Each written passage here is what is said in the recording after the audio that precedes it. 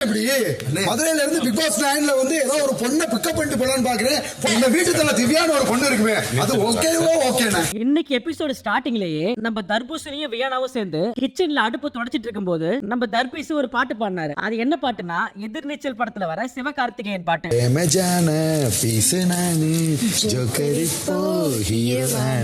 வியானா நீ வேணா பாரு, அந்த பாட்டுல வர மாதிரியே நானும் பெரிய ஹீரோ வர போறேன் பாரு. வெளியிருந்து வந்த கெஸ்ட்ல என்ன சொன்னாங்க பாத்தியா?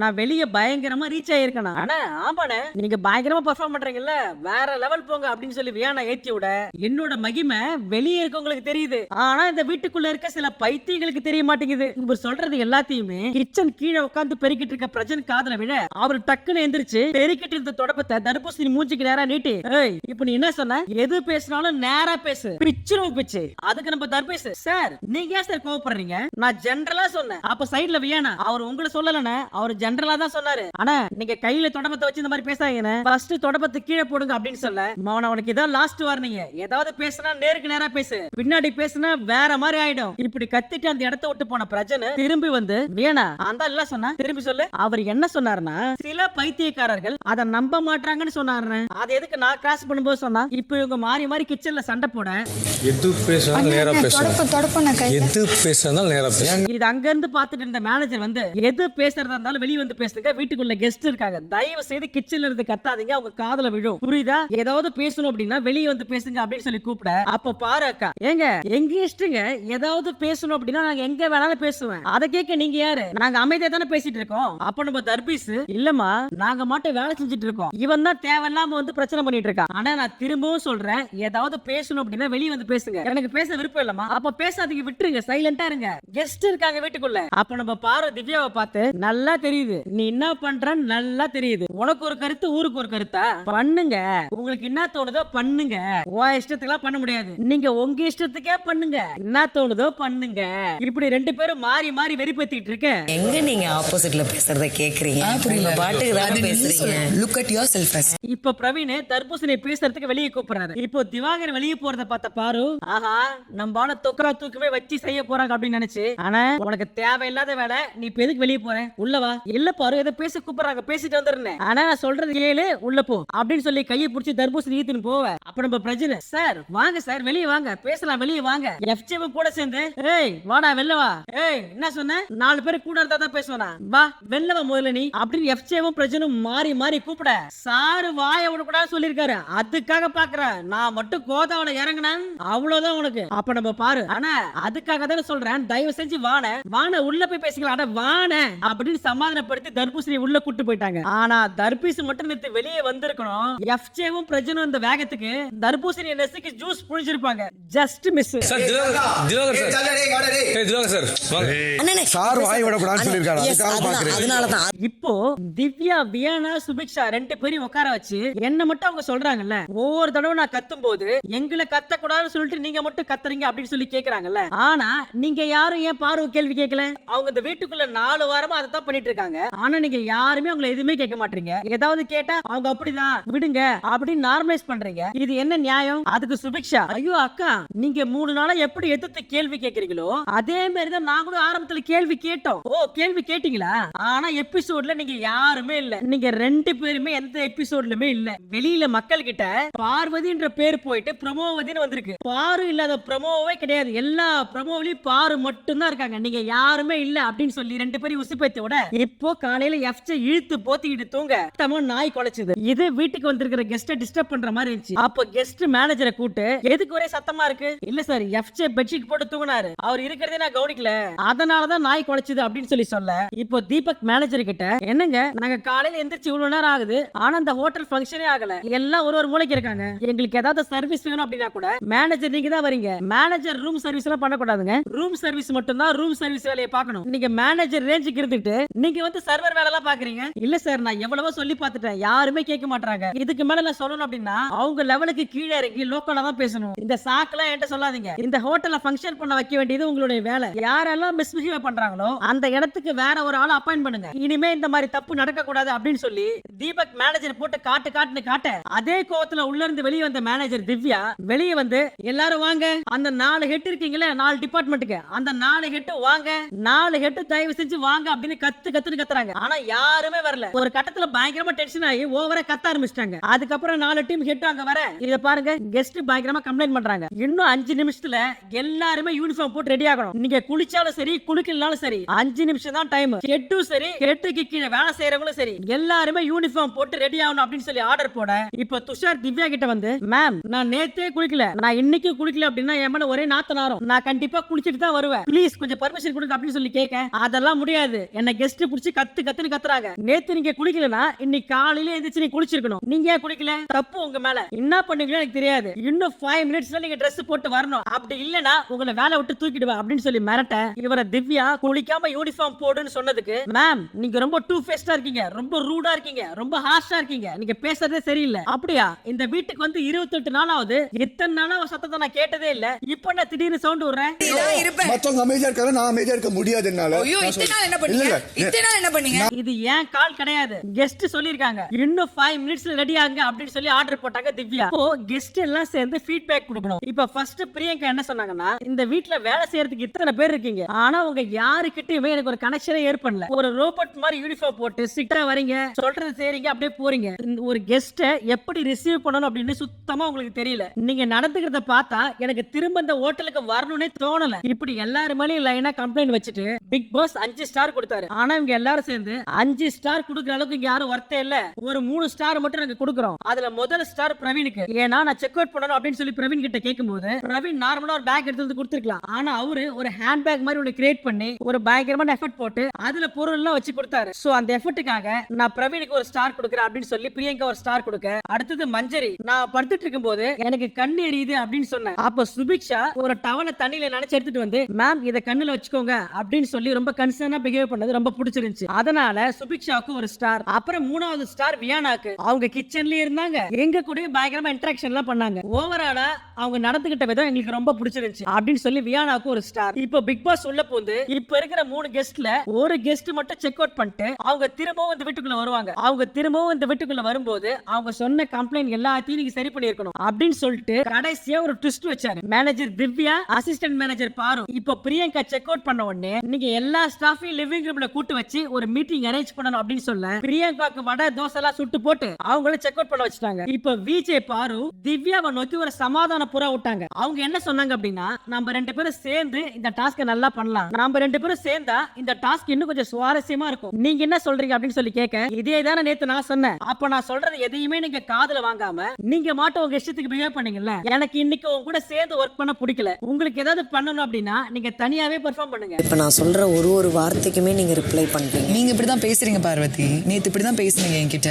ஏன்னா என்னை விட நீங்க தான் இந்த வீட்ல அதிக நாள் இருந்திருக்கீங்க. சோ உங்களை யாரை எப்படி ஹேண்டில் பண்ணணும் அப்படின்னு உங்களுக்கு நல்லாவே தெரியும். நீங்க ஏதாவது பண்ணணும் அப்படின்னா நீங்க தனிச்சையா பண்ணுங்க, உங்க கூட சேர்ந்து பண்ண எனக்கு விருப்பம் இல்லை அப்படின்னு சொல்லி நேரா மூஞ்சி மேலே சொல்லிட்டாங்க திவ்யா. இப்போ பிரியங்கா செக் அவுட் பண்ணதுக்கு அப்புறமா தீபக்கும் மஞ்சரி ஹோட்டல்ல இருக்காங்க. மஞ்சரி மேனேஜரை கூட்டு என்னங்க ரூம் இது, வீடு ஃபுல்லா குப்பையா இருக்கு, இத பார்த்தா க்ளீன் பண்ண மாதிரியே தெரியலையே, எனக்கு வெல்கமிங்காவே இல்லங்க, அப்படியே கிச்சனை கொஞ்சம் திரும்பி பாருங்க, எவ்வளவு கன்றாவே இருக்கு கிச்சன், இந்த மாதிரி இருந்தா எப்படிங்க கெஸ்ட் வந்து தங்குவாங்க. இப்ப திரும்ப திவ்யா 4 ஹெட்டையும் கூட்டு ஒரு மீட்டிங் போடுறாங்க. மேம் சொல்லுங்க மேம் என்ன பிரச்சனை, அடுத்த வாட்டி கெஸ்ட் கூட்டாங்க அப்படின்னா உங்க 4 பேர்ல யாரா ஒருத்தங்க உள்ள போய் அட்டெண்ட் பண்ணுங்க, உள்ள போனாதான் தெரியும் அந்த கிழி கிழிக்கிறாங்க உள்ள என்ன, நான் ஏதாவது சொன்னா மட்டும் உங்களுக்கு கோவம் வருது, அவங்க மூஞ்சிக்கு நேரம் என்ன அடிக்கிறாங்க. இப்படி பேசிட்டு இருக்கும் போது பிக் பாஸ் உள்ள போந்து ஸ்டாஃப்ஸ் எல்லாரும் மேனேஜர் மீட்டிங்காக லிவிங் ரூமுக்கு வாங்க அப்படின்னு சொல்லி கூப்பிட எல்லாரும் லிவிங் ரூம்ல வந்து உட்கார்ந்தாங்க.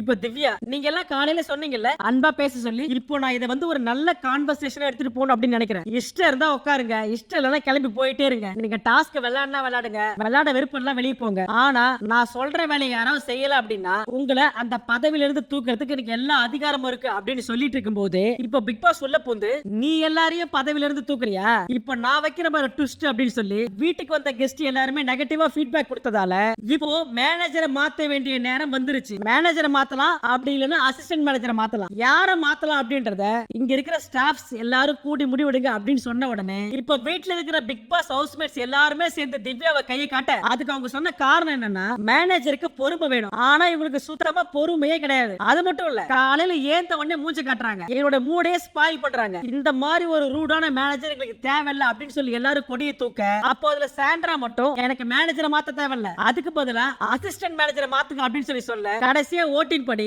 மெஜாரிட்டியான ஓட்டுகள் திவ்யாவுக்கு. சோ அதன்படி திவ்யாவோட பதவி பறிக்கப்படுகிறது. இப்போ அந்த மேனேஜர் பொறுப்பு யாருக்கு போகுதுன்னா 4 டீமுக்கு ஹெட்டா இருக்காங்கல்ல, ரஜன், சாண்ட்ரா, அமித் அண்ட் விக்ரம். இவங்க 4 பேர்ல யாராவது ஒருத்தங்களை நீங்க மேனேஜரா சூஸ் பண்ணிக்கலாம் அப்படின்னு சொன்ன உடனே உங்களுக்கே தெரிஞ்சிருக்கும், கண்டிப்பா பிக் பாஸ் வீட்ல இருக்கிற யாருமே வைல்ட் கார்டு கண்டஸ்டன்ட சூஸ் பண்ண மாட்டாங்க. சோ நீங்க நினைச்ச மாதிரியே எல்லாரும் சேர்ந்து விக்ரம சூஸ் பண்ண. இப்போ இந்த வீட்டோட புது மேனேஜர் விக்ரம் பார்த்துட்டு இருந்த வெசல் வாஷிங்க தூக்கி திவ்யா கிட்ட கொடுத்துட்டாங்க. இப்போ புது மேனேஜர் விக்ரம் தலைமையில இந்த ஹோட்டல் மறுபடியும் ரன் ஆக ஸ்டார்ட் ஆச்சு. அப்ப எல்லாரும் சேர்ந்து பாட்டு பாடி ஆரவாரம் பண்ணி கெஸ்ட் வரவேற்றாங்க. அவங்க பாடின பாட்டு என்னன்னா, கரகாட்டக்காரன் படத்துல ஊரு விட்டு ஊரு வந்து அந்த பாட்டு இருக்குல்ல, அத லைட்டா லிரிக்லாம் சேஞ்ச் பண்ணி அழகா பாடி வெல்கம் பண்ணாங்க. ஸ்டார்டிங்ல நல்லா தான் போச்சு. பிக் பாஸ் 9 கலந்து கொண்டு எங்க உயிரை எடுத்துக்கன்னு.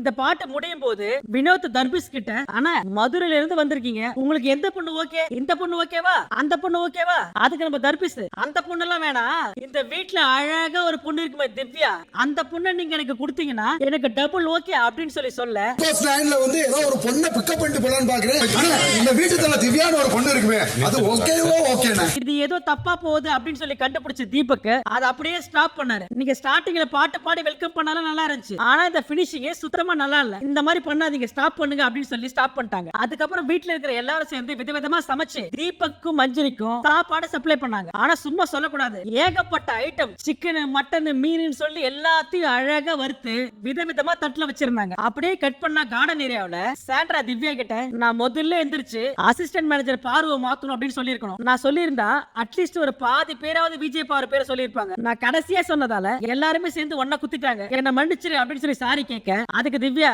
நான் அதை பத்தி சுத்தமா ஃபீல் பண்ணல, ஃப்ரீயா விடு. இப்போ திவ்யா என்ன சொன்னாங்கன்னா, நான் மேனேஜரா இருக்கும்போது யாருமே வேலை செய்யல, நான் கத்தி கத்தி கூப்பிட்ட ஒருத்தன் கூட என்ன மதிக்கல, ஆனா இப்ப மட்டும் இப்படி எல்லா வேலையும் நடக்குது, இப்ப எல்லாரும் ஒன்னா சேர்ந்து அழகா வேலை செய்யறாங்க சத்தமே இல்லாம. எக்ஸாக்ட்லி, அவங்களோட எண்ணம் என்னன்னா, எல்லா பழியும் உன் மேல வேணும், நீ கத்துறதால மட்டும்தான் நாங்க வேலை செய்யல, நீ ரூடா இருந்த அப்படின்னு சொல்லிட்டு எல்லா பழியும் உன் மேல தூக்கி போடணும், அது மட்டும் தான் அவங்க நோக்கமாவே இருந்துச்சு. இவங்க எல்லாருமே சேர்ந்து நம்ம 3 பேரை டார்கெட் பண்றாங்க. இவங்களுக்குள்ள என்ன பிரச்சனையா இருந்தாலும், என்ன பிரிவினை வந்தாலும், நம்மள அட்டாக் பண்ணணும் அப்படின்னா எல்லாரும் சேர்ந்து ஒண்ணு கூடிடுறாங்க. நம்ம மேல பழி சொல்றதுக்கு மட்டும் இவங்களுக்கு எந்த வித கருத்து வேறுபாடு வர மாட்டேங்குது. 3 பேரையும் கார்னர் பண்ண ட்ரை பண்றாங்க. நம்ம 3 பேரையும் அகைன்ஸ்டா பாக்குறதுல மட்டும் அப்படியே ஒரு ஒற்றுமையா செயல்படுறாங்க. அடுத்து வீட்டு வாசல்ல சிலையா நின்னுட்டு இருந்த சபரியை கூட்டு, சார் இங்க பாருங்க சார், இது ஒரு ரோபோட், இது இந்த வீட்ல இருக்கிற எல்லாரும் மாதிரி நடிச்சு காமிக்க அப்படின்னு சொல்ல, சபரி இந்த வீட்ல இருக்கிற எல்லாரும் மாதிரி நடிச்சு காமிச்சாரு. அதுல முக்கியமா பிஜேபி பாரு கமருதீன் மாதிரி நடிச்சு காமிச்சது சூப்பரா இருந்துச்சு.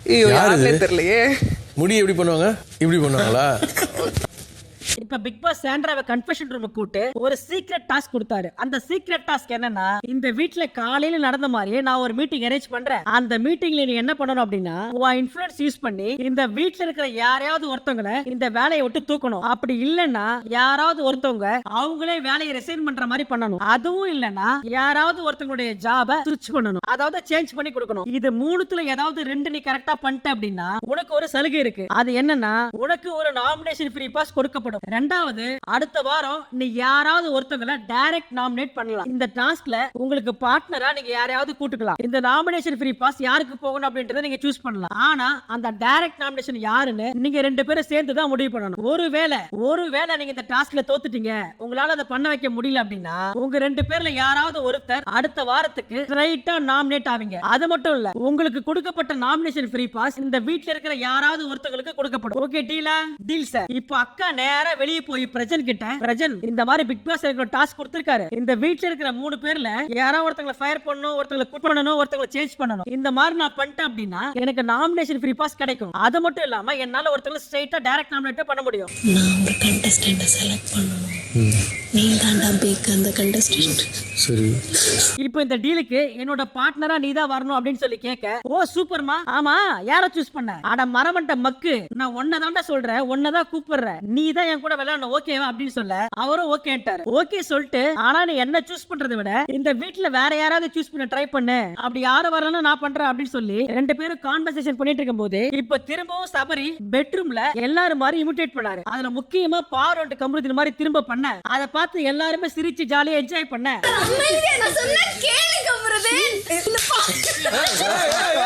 இவங்க சத்தமா சிரிக்கிறத பார்த்து உள்ள இருக்கிற கெஸ்ட் டிஸ்டர்ப் ஆகுறாங்க. அப்ப தீபக் பிரவீனை கூட்டு, இந்த மாதிரி சத்தமா இருந்தா எப்படிங்க தூங்குறது? 24/7 இது ஹோட்டல் தான், ஒழுங்கா சத்தம் இல்லாம இருங்க அப்படின்னு சொல்ல பிரவீனை கூட்டு எல்லாரும் வார்ன் பண்ணிட்டாரு. இப்ப பிக் பாஸ் கொடுத்த அடுத்த டாஸ்க் ஆஹா ஓஹோ லைவ் கவுண்டர். ரொம்ப நாளுக்கு அப்புறம் இந்த ஆஹா ஓஹோ லைவ் கவுண்டர் ஓபன் பண்ணிருக்கோம். அதனால மக்கள் கிட்ட எதிர்பார்ப்பு பயங்கரமா இருக்கும். அந்த எதிர்பார்ப்பை பூர்த்தி செய்யற மாதிரி நீங்க நடந்துக்கணும் அப்படின்னு சொல்ல இப்போ வீட்டுல இருக்கிற எல்லாருமே கார்டன் ஏரியால வந்து ஜாலியா ஆடி பாடி இந்த டாஸ்க் பண்ணாங்க. அப்படியே கட் பண்ணா நம்ம தர்பீஸ் உரல்ல மிளகா அரைச்சிட்டு இருந்தாரு. அப்பவே எங்க அம்மா சொல்லிச்சு வீட்டு வேலை கத்துக்கன்னு. அப்பயே ஒழுங்கா செஞ்சிருந்தா எனக்கு தேவையா இது? இந்த நடிப்பு அரக்கனுக்கு சமையல பத்தி ஒண்ணுமே தெரியாது, ஆனா நான் நல்லா படிப்பேன். பெஸ்ட் அவுட் கோயிங் ஸ்டூடெண்ட் நானு. அவுட் கோயிங்கா அவுட் ஸ்டாண்டிங் தான் அண்ணா அந்த லட்சணத்துல சொல்றாரு. அப்படியே தர்பீஸ் உரல்ல மிளகா ஆட்ட அதோட இந்த எபிசோடு முடிஞ்சது.